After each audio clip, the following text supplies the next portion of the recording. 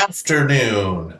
I'm Spot On Weather meteorologist Matthew Euler, and welcome to my latest video. I know it's been a long time. I think my last video was back in February. I'm shifting gears here on the Spot On Weather YouTube channel, and I'm going to start going through a variety of weather training topics. And with this particular video, we're going to kick things off by talking about wind forces. So I hope you enjoyed the training. It's a brief training, but we'll cover some of the major forces that affect the wind.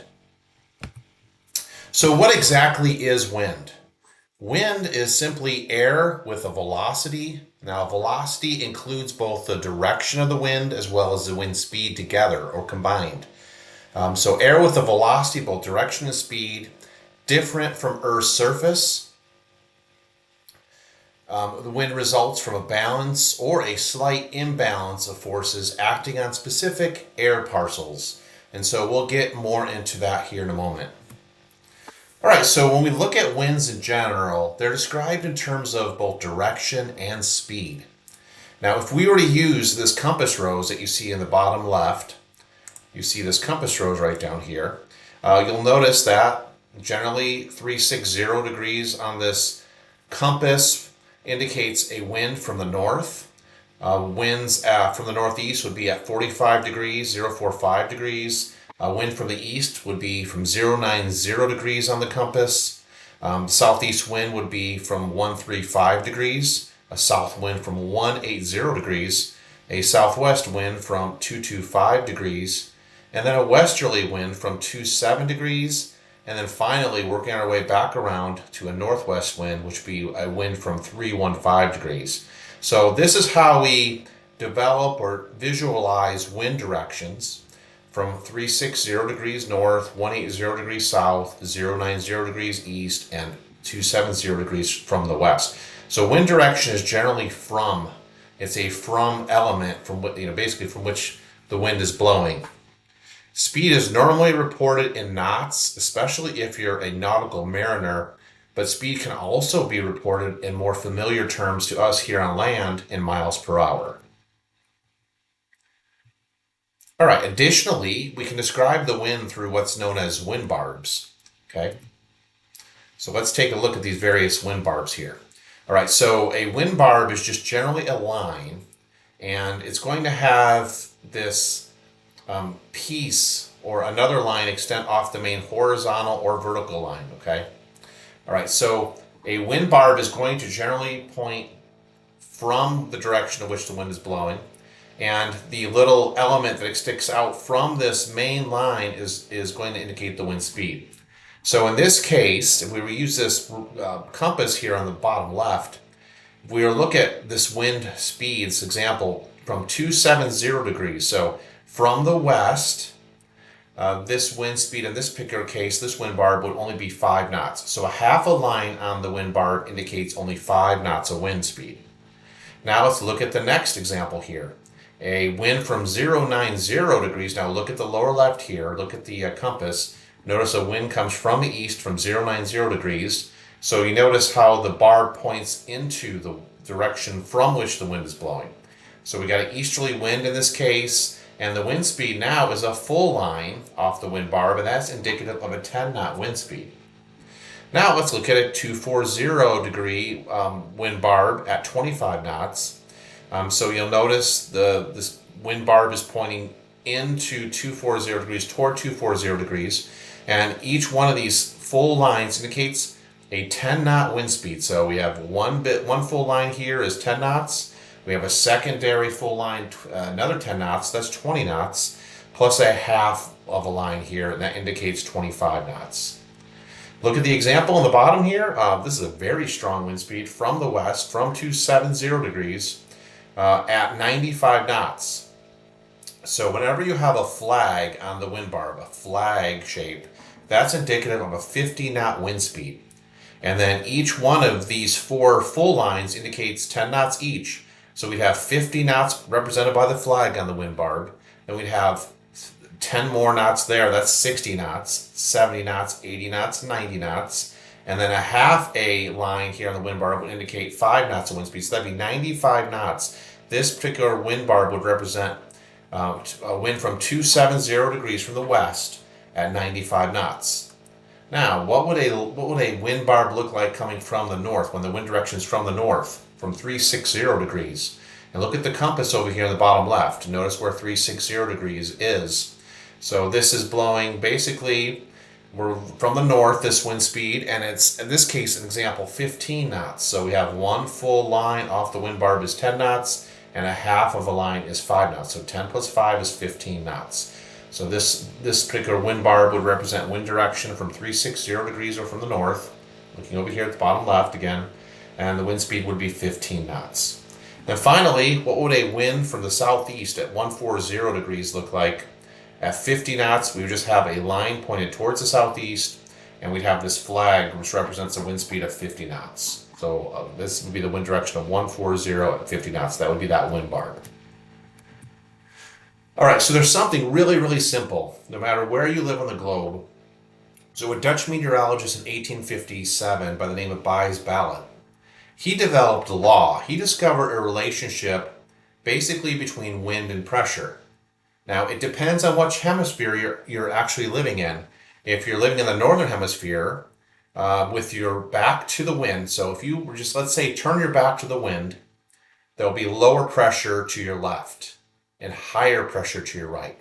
This gives you a general idea, without even looking at a barometer, of where the lower and higher pressures would be in relation to your location. So it's a nice little quick tool which helps you determine the pressures where they're at in relation to you. Now, because we have the winds blowing over the land, there is a bit of friction over land as the winds blow, and that causes the surface winds to turn a little bit. Generally, surface winds require 30 degrees clockwise adjustment due to that friction. So if with your back to the wind, let's say the wind is from 240 degrees, you would want to turn clockwise another 30 degrees or so for the adjustment due to friction. Now, southern hemisphere, the atmospheric circulations around pressure systems is different. So in this case, in the southern hemisphere, if you live there, like let's say Australia, if you have your back to the wind, you'll have lower pressure to your right. So just the opposite of the northern hemisphere. And then the surface winds in this case require a 30-degree counterclockwise adjustment due to friction. So opposite, not clockwise, but counterclockwise.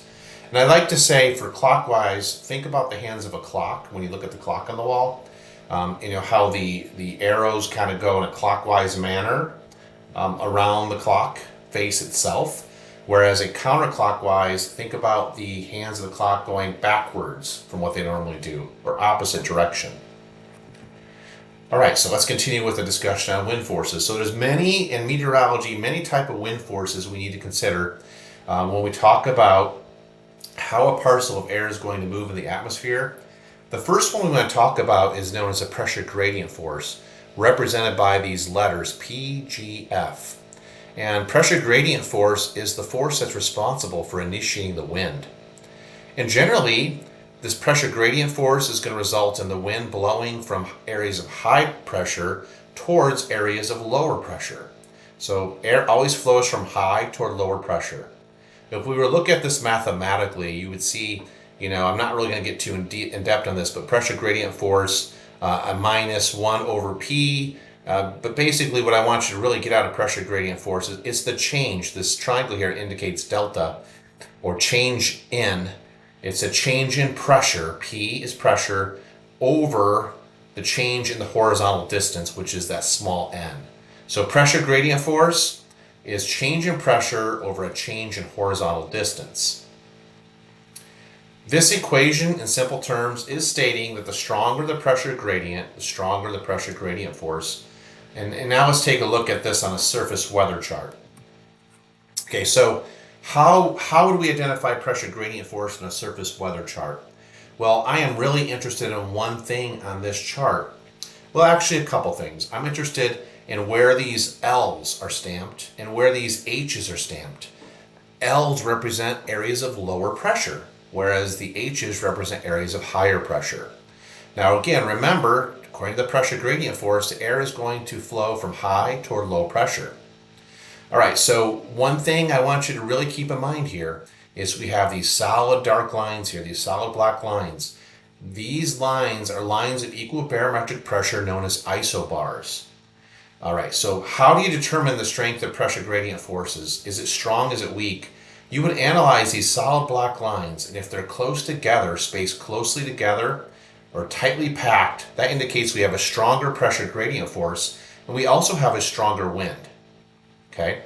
Whenever these lines, these solid black lines, these isobars, lines of equal barometric pressure, closely stacked in relation to each other, or there's a lot number of these lines over a shorter horizontal distance, that means we have stronger pressure gradient force and stronger wind.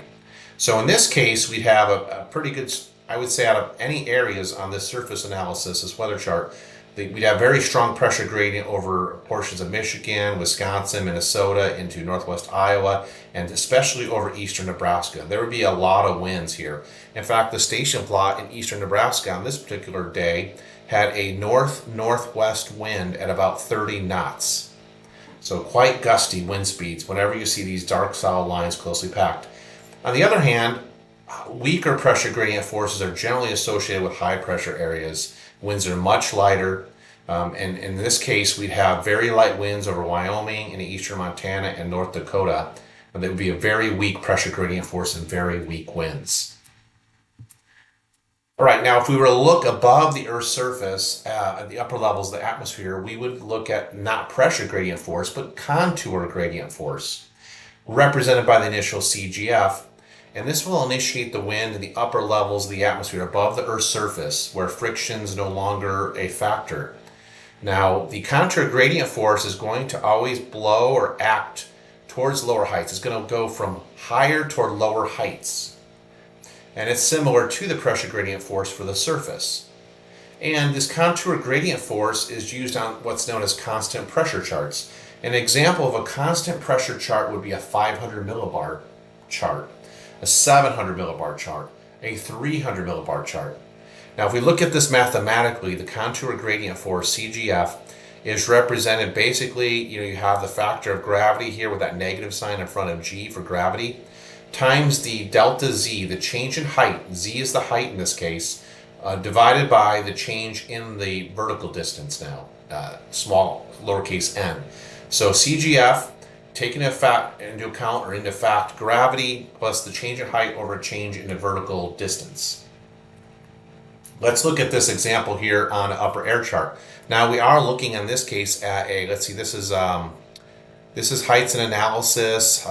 This analysis heights temperature. This looks like it's a 300 millibar chart in this case. But in general, what are we looking at here? Actually, no, this might be a 700 millibar chart. I apologize for that. Yep. So anyway, on this particular upper air chart, what are we looking at? We're looking at these solid black contour lines. These solid black lines represents lines of equal height contour, or equal heights rather. Whenever these dark solid lines are packed closely together in relation to each other, that indicates a stronger contour gradient force. Whenever you see these dark solid lines further apart from each other, you have a weaker contour gradient force. So in this case, on this particular day, looking at this weather chart, this upper air chart, constant pressure chart, we have tightly packed height contours from Kansas extending south into Oklahoma on into North Texas. So we have very strong contour gradient force here, or sometimes we call it a steep contour gradient force, and lots of winds in this particular level of the atmosphere. Whenever these solid contour lines are further apart, like we have all over the western U.S., Utah and Colorado to Wyoming up to Montana, you notice it's a weaker contour gradient force.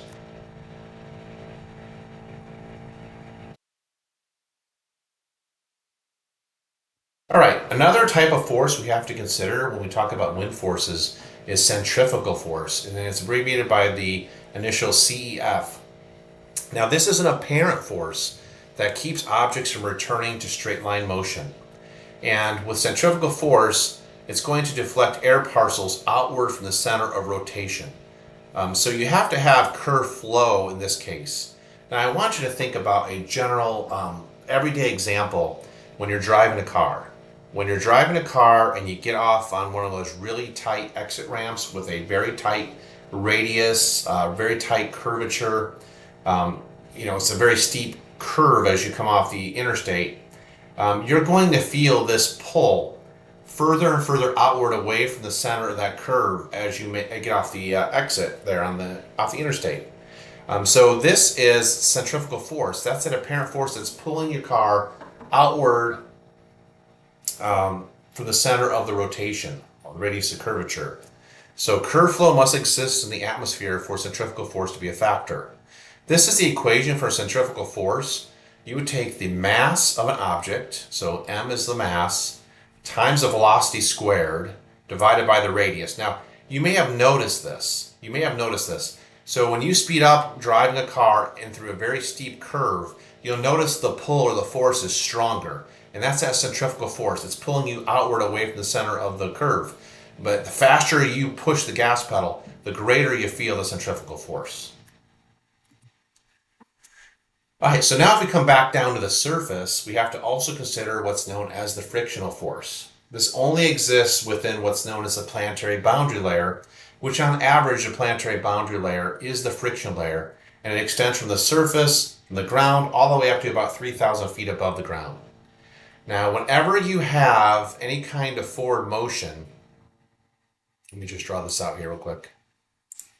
All right, so you have something move in this direction, let's say. Okay, that's your forward motion of an object. But you're also going to have a force that's acting opposite of that forward motion. And this would be your F sub R, or your friction. Okay, so let's just say this is a ball right here and it's rolling this direction, okay? The frictional force is going to oppose because it's in contact here with the ground right here, the ball as it rolls. And so you will have a component of friction that opposes the motion. So friction force is opposite the wind. It's opposite the wind. It's removing friction causes winds to speed up and to veer. When I say winds are veering, I'm saying that they're changing direction in a clockwise manner. If I add friction, it's going to cause winds to slow down and back. Go the opposite direction of the hands of the clock again. Right, so here's a real world example of this frictional force and what happens when you go from a water surface, okay? There's very limited friction over a water surface, okay, as compared to a land area. And why do you think that's the case? Well, over land we have buildings, we have trees, we have obstructions. We have things that may impact the wind and increase the friction, okay? So when we go from, let's say, a wind from 270 degrees or west at 30 knots over the water, and then that same wind blows in over land, you notice how the wind changes direction on the wind barb here, and the wind speeds also slow down. So if you go from a faster wind speed, and then you hit land where there's greater friction, you have a turning of the wind and slower wind speed, you have a case where you can get some frictional convergence of air right along these 2 points here. Okay. So basically adding friction from water to land is going to cause the wind to back and slow down. Backing is in a cyclonic shift in direction. It's a counterclockwise turning of wind. This is an example of backing wind.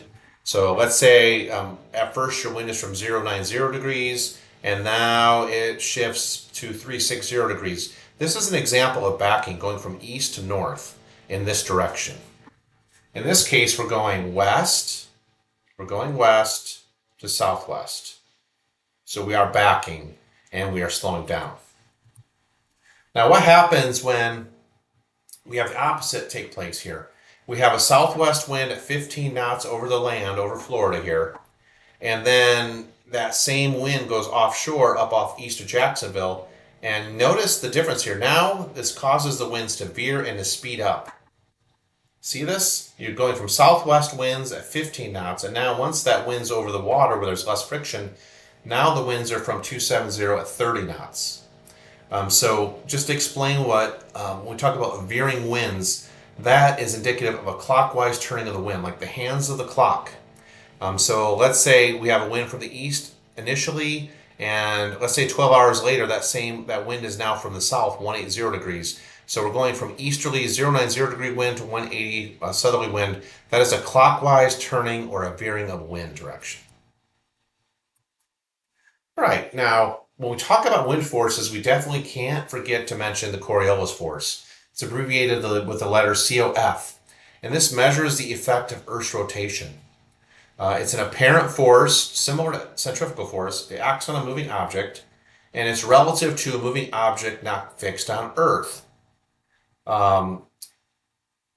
Generally, what happens with Coriolis force is it deflects the air parcel to the right of its intended movement in the northern hemisphere. And if you live in the southern hemisphere, a Coriolis force would deflect the air parcel, the trajectory of it, to the left. So it has no effect really on wind speed, only it's just mainly focused on wind direction. Here's the equation for Coriolis force.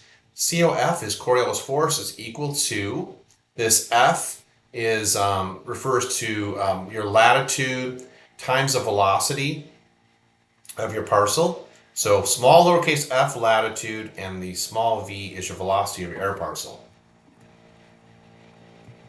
So if we look at a globe, the big thing with Coriolis force is it's at a maximum at the poles. Okay, Coriolis force, by the way, is 0 at the equator.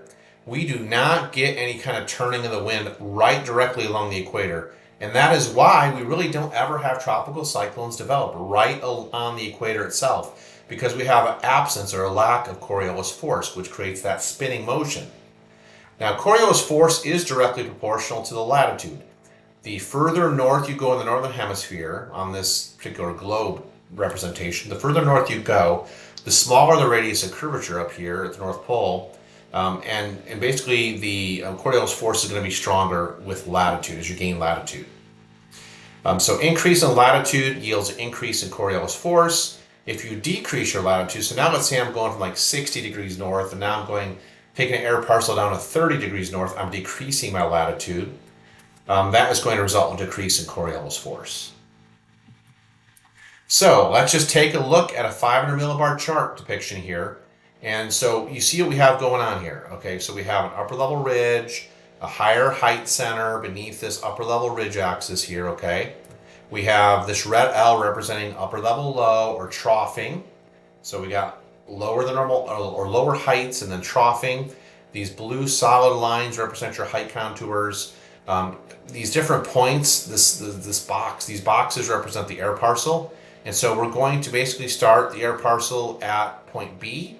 We have a westerly wind at 20 knots at point B. All right, and then we're going to see what type of forces act on this air parcel as it moves to point A and then point C. So let's take a look.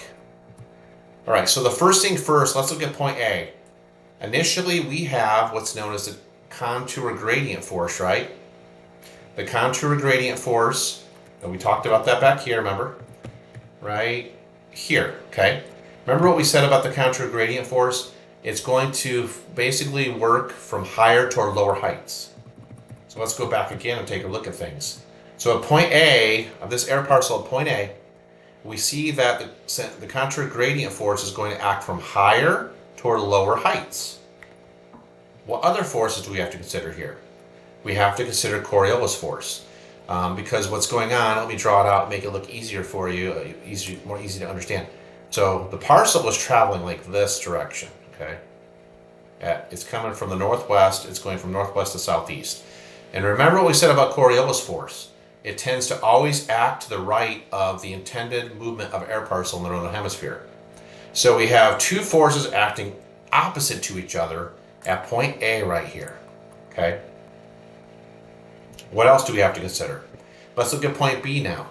In point B, we have the contour gradient force. Let me go ahead and erase this. Let me see if I can erase. Let's erase this so we can see it. Okay. All right, so now let's talk about this. All right, so at point B, basically the parcel is moving from west to east, okay? And we have the contour gradient force, which is going to act from higher heights toward lower heights. Okay. Higher toward lower. And then what else do we have involved at point B? We have the Coriolis force, again, acting to the right of the intended motion of the air parcel. And in addition, we have curved flow. So you see how we have a curvature here to the flow? We have centrifugal force, which is going to act outward from the center of the rotation or the curvature. The center of the curvature is located right here. You see how the flow is curved, right? It's similar to that car example I gave when you're going on off a exit, off the interstate, and it's a steep hairpin type turn. So you have two forces acting to the left of the air parcel in this case in curved flow. You have contrary gradient force from higher toward lower heights, and then centrifugal force, the apparent force acting outward away from the center of curvature. Now what about point C? We are also in curved flow here at point C, aren't we? Can you see where the curved flow is? Right here and right here. So we have contrary gradient force, which is acting from higher toward lower heights. That's acting to the left of the motion of the parcel. Then we have the Coriolis force, which is acting to the right of the motion or the movement of the parcel. And then we have centrifugal force, which is acting also to the right in this case, outward away from the curvature. The curvature is that force again that pulls you outward around a curve. All right, so in summary, we talked about Bayes-Ballott's law in the northern hemisphere with the wind to your back. So whatever the wind direction is, turn your back to that direction, lower pressure to the left, higher pressure to the right, flip it around in the southern hemisphere. The pressure gradient force is just simply a change in pressure over a change in horizontal distance, mainly applicable to the surface charts, the weather charts. Contrary gradient force is anything above the friction level, usually above 3,000 feet above the ground. You have no friction. And now with contrary gradient force, that is going to act from higher toward lower heights. Centrifugal force is an apparent force that is going to act outward from the center of rotation of a curve. And then frictional force is going to act opposite of the forward motion of anything. And the Coriolis force is always going to act to the right of the intended movement of a parcel of air in the northern hemisphere. It would act to the left of the air parcel of intended movement in the southern hemisphere, the opposite. All right, I hope you enjoyed this first training lesson. We covered a lot of material here, but the main focus here was on wind forces and really what wind exactly contains. It's a velocity, both direction and speed. It results from a balance or a slight imbalance of forces acting on those air parcels. How do we represent the wind direction? Through a compass. Well, it's similar to like this compass rose here. And then how do you read out some of these wind reports? If you look at a upper level or a surface station report, the wind direction and the speed would be represented by these wind barbs. If you remember that. Half a line represents 5 knots of wind speed off the wind barb. A full line represents 10 knots of wind speed off the wind barb. And then a flag would represent 50 knots. All right, Bayes-Ballott's law, there it is again. And also with Bayes-Ballott law, again, keep in mind you have to kind of turn your body about 30 degrees to account for, as the wind is blowing from high to low pressure across these isobars, there is a component of friction there. To account for that friction, you would turn either clockwise, like the hands of the clock in your direction, or counterclockwise in the southern hemisphere. We talked about PGF, pressure gradient force, change in pressure over change in horizontal distance. How to identify strong versus weak pressure gradient forces on a surface weather chart. Again, the solid lines represent lines of equal barometric pressure. They're known as isobars. The closer these are together to each other, or more closely packed these isobars are, the stronger the pressure gradient force and the stronger the wind. Around this high, you notice there's hardly any lines up over eastern portions of Montana, western North Dakota. This would indicate a weak pressure gradient force or light winds. We talked about contrary gradient force on the upper level charts again. Yeah, this is a 700 millibar chart, everybody. So I apologize for kind of messing this up initially. But in general, this is a 700 millibar chart, about 10,000 feet above the ground. Centrifugal force, curved flow must exist.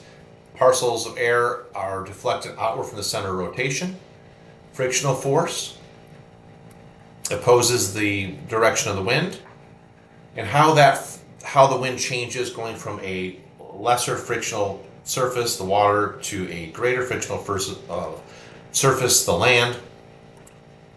Winds will slow and back, going from water to land, and then they will veer and speed up, going from land to water. There's your Coriolis force, taking into account latitude and the velocity of parcel. And that's all I got for now, guys. Hope you enjoyed this presentation. Here's our summary again. And until next time, take care and God bless everyone.